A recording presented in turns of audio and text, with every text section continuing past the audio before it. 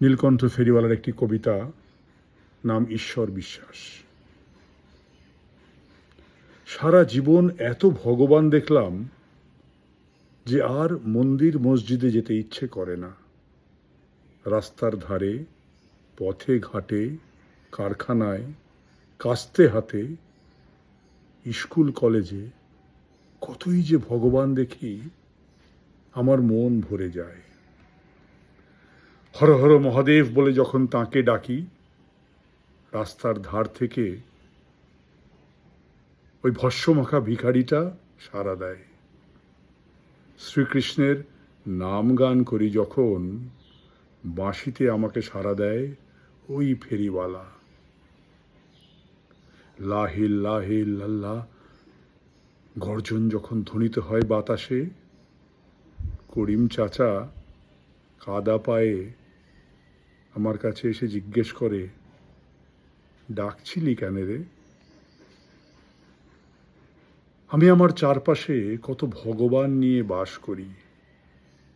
রাস্তার ধারে ভিখিরির কোলে এক ফোঁটা দুধের জন্য যে বাচ্চাটা কাঁদছে, তাকে আমি গুলিয়ে ফেলি গোপাল আর যিশুর মধ্যে।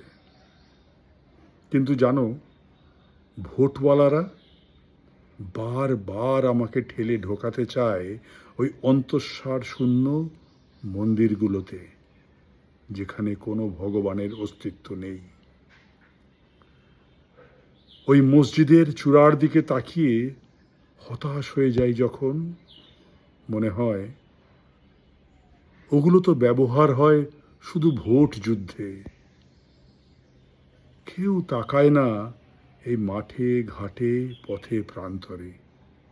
কেউ খোঁজে না ওই খড়ের চালাঘরটায়, কেউ মানুষের অন্তঃস্থলটুকু খোঁজে না, যেখানে কোদাল কুড়ুল গাঁইতি নিয়ে ঈশ্বররূপী মানুষ অনবরত কাজ করে চলেছে।